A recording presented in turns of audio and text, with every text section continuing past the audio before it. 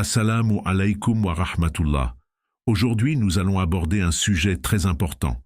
Comment identifier l'envie et la tromperie chez les autres et comment nous en protéger à la lumière des enseignements de l'islam.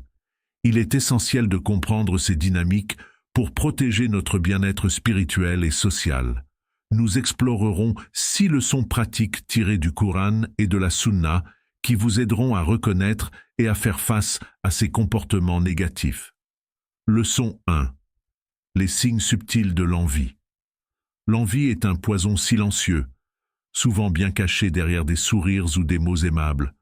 Pourtant, si vous prêtez attention, ces manifestations sont parfois flagrantes. Imaginez ce collègue qui semblait toujours vous soutenir, mais qui, depuis que vous avez reçu cette promotion, devient soudainement distant, voire critique à chaque opportunité. Vous partagez une réussite personnelle, une bonne nouvelle, et au lieu de félicitations sincères, vous remarquez des commentaires passifs-agressifs, des regards froids ou une absence marquée d'enthousiasme. Ce sont des indices subtils mais puissants de l'envie. Ce sentiment destructeur ne se limite pas à de simples pensées. Il peut ronger les relations et corrompre les cœurs. Le prophète Muhammad, paix et bénédiction sur lui, nous a mis en garde. L'envie consume les bonnes actions comme le feu consume le bois. Ce hadith illustre à quel point l'envie peut non seulement nuire à la personne qui l'éprouve, mais également à ceux qui en sont victimes. En islam, nous avons des outils spirituels pour nous protéger contre l'envie, dont la récitation de Surah Al-Falaq. Cette sourate est un refuge spirituel qui implore Allah de nous protéger contre les dangers invisibles, notamment l'envie. Elle est une arme contre le mal dirigé vers nous, consciemment ou inconsciemment, par ceux qui peuvent nous envier. Cependant, il est tout aussi important de cultiver l'humilité dans nos succès, en reconnaissant que tout ce que nous possédons, que ce soit matériel ou immatériel, vient de la volonté d'Allah, nous minimisons l'effet de l'envie. L'humilité n'est pas seulement une vertu personnelle, mais aussi une façon de rappeler aux autres que tout est un don divin, réduisant ainsi les sentiments de compétition ou de ressentiment. Soyez attentifs aux signes d'envie autour de vous, mais surtout, n'oubliez pas de veiller à ce que vous-même ne tombiez pas dans ce piège destructeur. Leçon 2. Comment détecter la tromperie? La tromperie, sous ses multiples formes, peut être difficile à déceler car elle est souvent dissimulée derrière des apparences séduisantes. Imaginez une personne qui change constamment de version d'une même histoire, ajustant les faits selon les circonstances ou l'auditoire. Aujourd'hui, elle vous promet des résultats miraculeux avec peu d'efforts, et demain, ces promesses disparaissent dans le néant. Ces incohérences et ces exagérations sont autant de signes avant-coureurs d'une manipulation subtile, enracinée dans le mensonge. Dans notre monde moderne, où les informations circulent rapidement, il est essentiel d'appliquer une dose saine de scepticisme et de vigilance.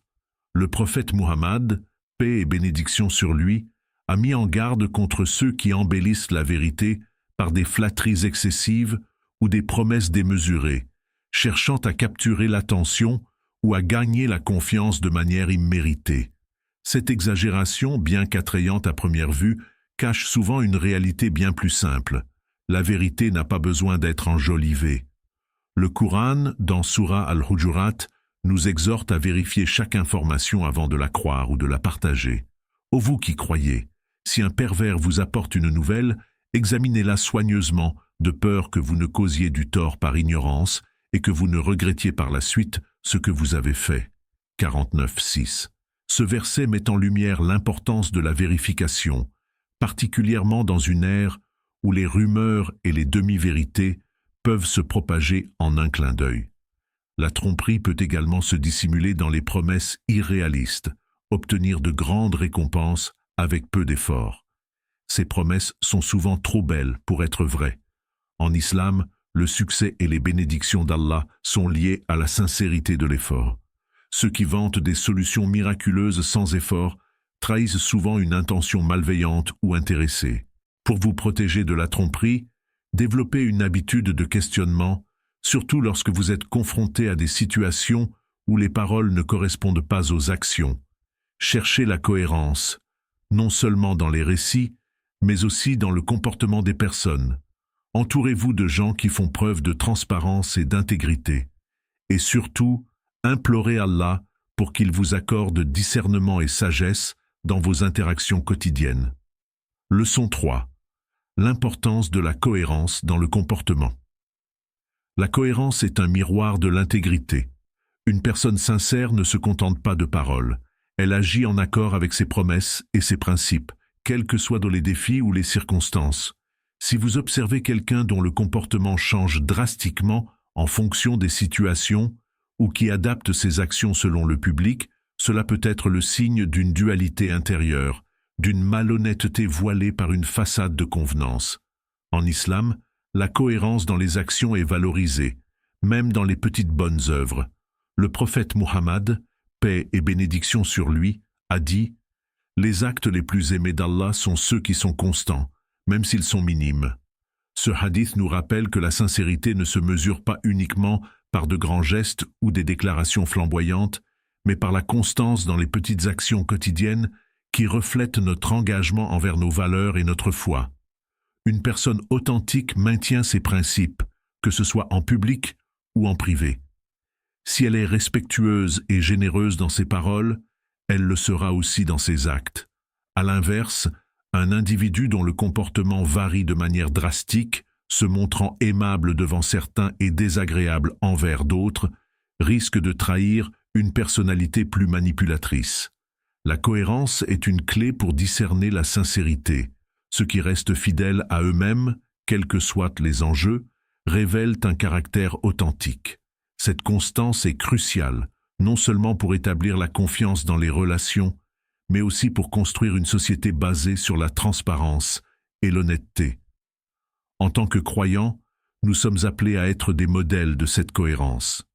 L'islam enseigne que même lorsque personne ne regarde, nos actions doivent refléter notre foi et nos engagements moraux. Dans un hadith célèbre, le prophète, paix et bénédiction sur lui, décrit les croyants comme ceux dont les paroles et les actes sont en harmonie, indiquant ainsi qu'une telle personne est véritablement guidée. Il est essentiel d'appliquer cette leçon à soi-même avant de la rechercher chez les autres. Être cohérent signifie rester fidèle à ses engagements, même lorsque cela est difficile ou impopulaire. Il ne s'agit pas de perfection, mais d'un effort constant pour aligner nos paroles avec nos actions.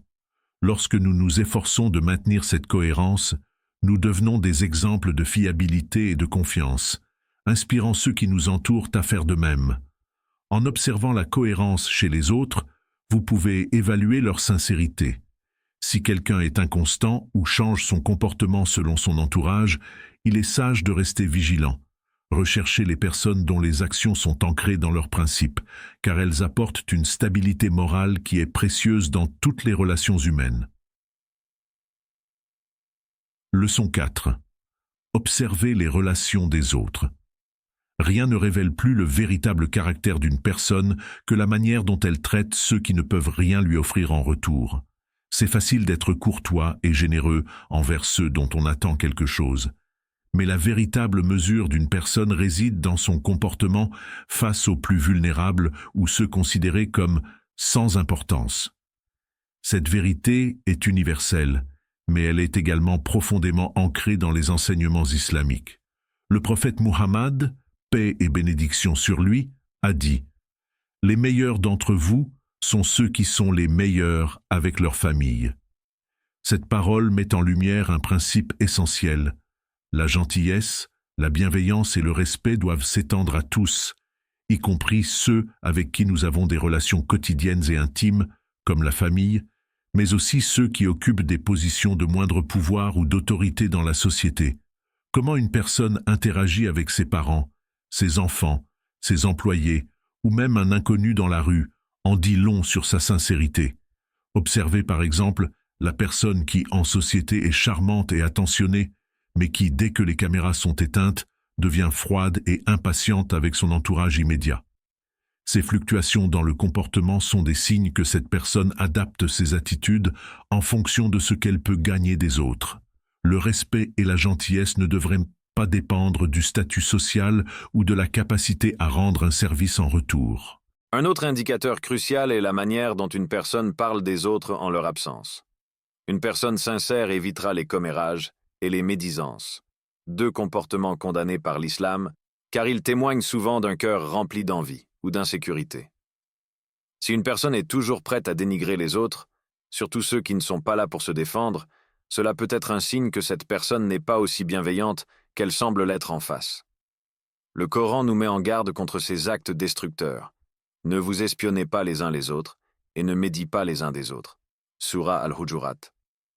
Lorsque vous évaluez le caractère de quelqu'un, prêtez attention à la durée et à la qualité de ses relations.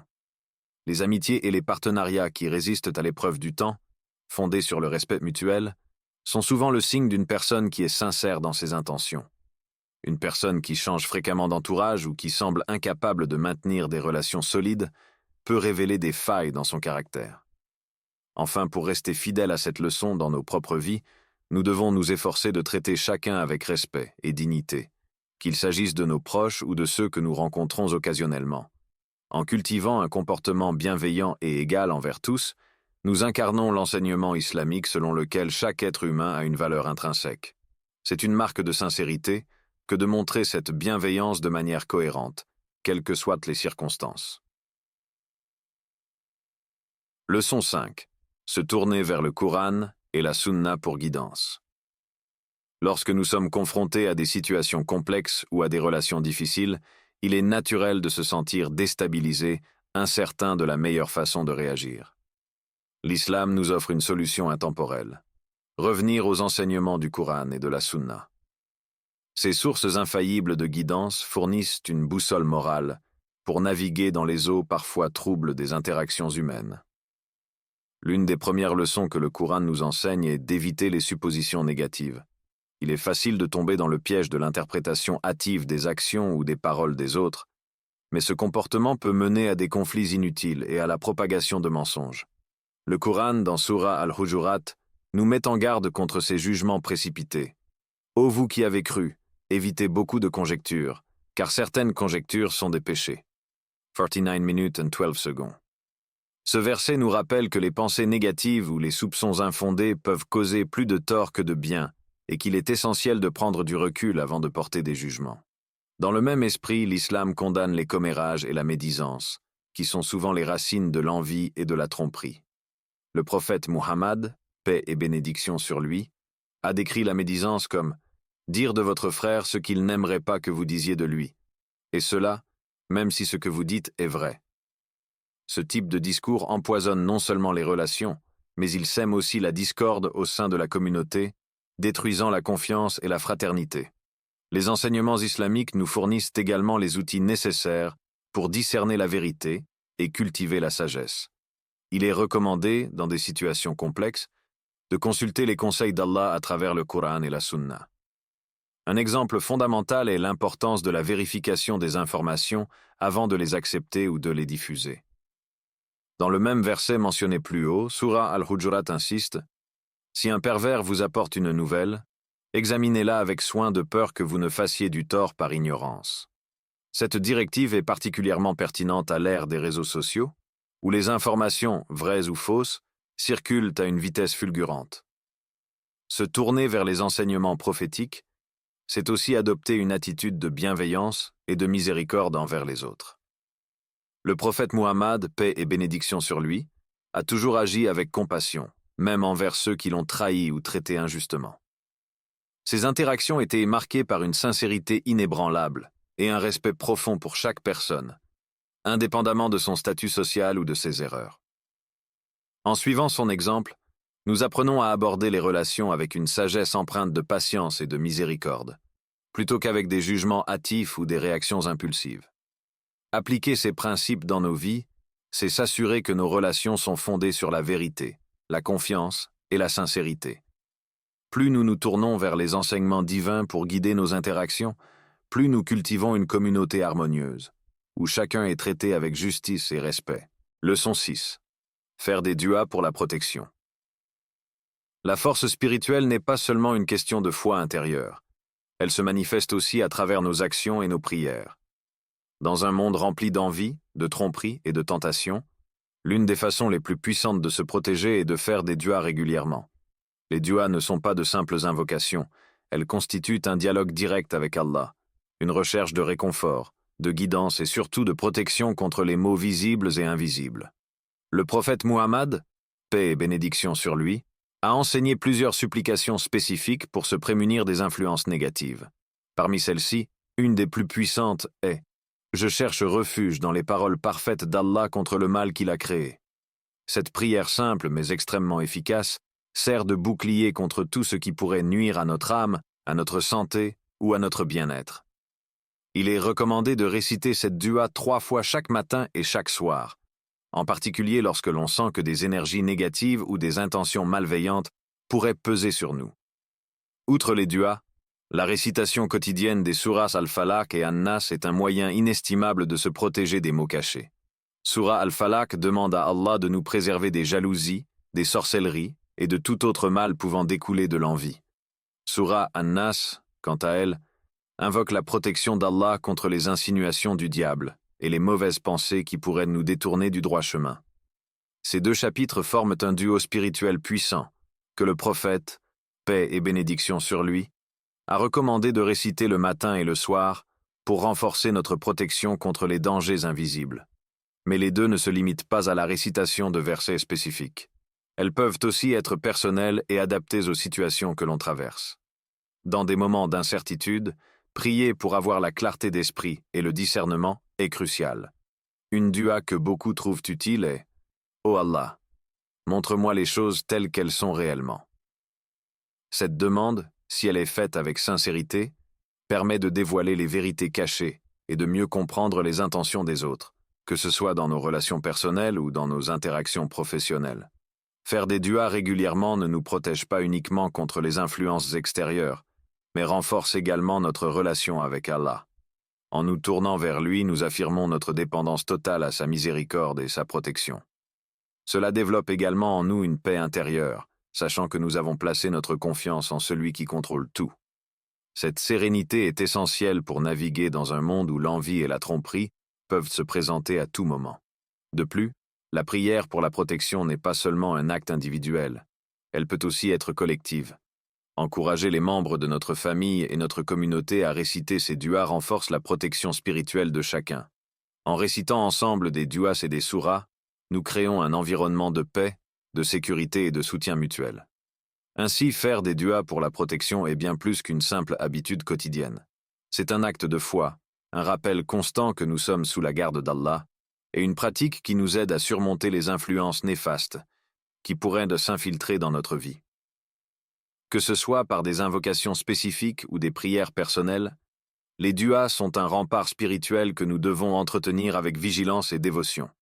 Ces 6 leçons, basées sur les enseignements islamiques, nous aident à naviguer dans un monde où l'envie et la tromperie peuvent exister. En les appliquant dans nos vies, nous renforçons notre foi, améliorons nos relations et créons un environnement plus sincère et bienveillant.